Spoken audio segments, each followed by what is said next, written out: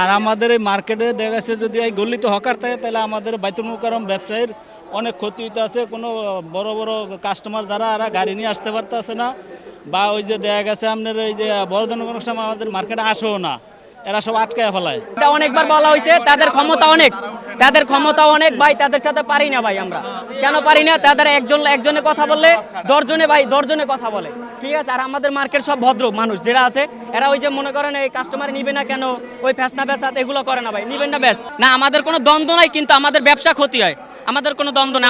আমরা মুসলমান কোনো দ্বন্দ্ব চাই না। আমরা চাই এটা শান্তিভাবে শৃঙ্খলাভাবে তারা উঠে যাক সুন্দরভাবে, আমরা এটা চাই। সম্পূর্ণ অবৈধ, কোনো টাকা নাই, কিছু নাই, কোনো ব্যাড নাই, কিছু নাই, তারা এখানে বসতে পারে না। আমাদের চলাচল কষ্ট হয়, আমাদের ব্যবসা অনেক ক্ষতি হয়। আমাদের ব্যবসা ক্ষতি হয় এক কারণ হলো যে মার্কেট আমাদের প্রথমত এখানে ফুড থাকলে মার্কেট চিনায় না, প্রথমত এটা আসা যাওয়া ঝামেলা হয়। তারপর মার্কেটের যত মাল প্রোডাক্ট, সেম প্রোডাক্ট বাইরে থাকে, এর থেকে ভালো প্রোডাক্ট ওরা রাখে। তারপর মার্কেটে বলে ভাই, তারপর যারা সেলসম্যান আছে, মহাজন আছে, তারা বলে যে ভাই সেম প্রোডাক্ট, এটা সেম প্রোডাক্ট আপনি নিয়ে যান। কারণ আমাদের দোকান ভাড়া 1.5 লাখ 2 লাখ টাকা দোকান ভাড়া, 1.5 লাখ টাকা 2 লাখ টাকা দোকান ভাড়া, ঠিক আছে। সেম প্রোডাক্টটা রাইখা বলে ভাই সেম প্রোডাক্ট কম্পিটিশন করে ওরা বিক্রি করে ফেলায়, ঠিক আছে। আমরা পারি না, আমাদের কাস্টমার অনেক কমে গেছে, আজকে 3 মাস ধরে আমরা লস করতে আছি।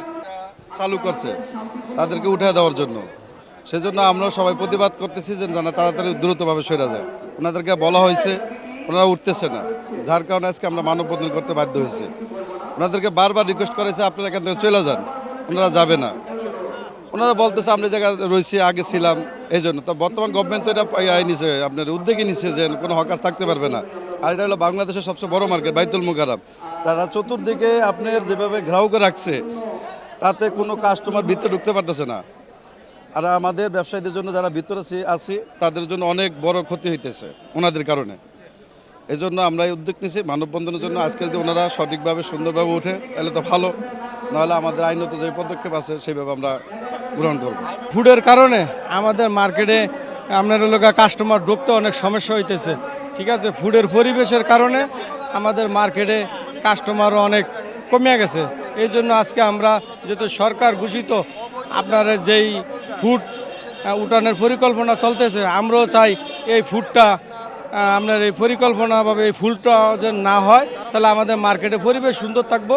এই জন্য আমরা এখানে দাঁড়াইছি। হকার যারা আছে তারা উঠে গেলে তাদের একটা ব্যবস্থা অবশ্যই হবে, যেহেতু আপনার কর্ম বা রিজিক এটা ইনশাল্লাহ আল্লাহ পাক সবারই একটা ব্যবস্থা করে দিবে, এটা হলো কিন্তু মার্কেটে এত বড় দোকান 600-700 আমাদের দোকান ভিতরে, কিন্তু এই ফুডের কারণে আমাদের অনেক কাস্টমার খুবই কম মার্কেটে।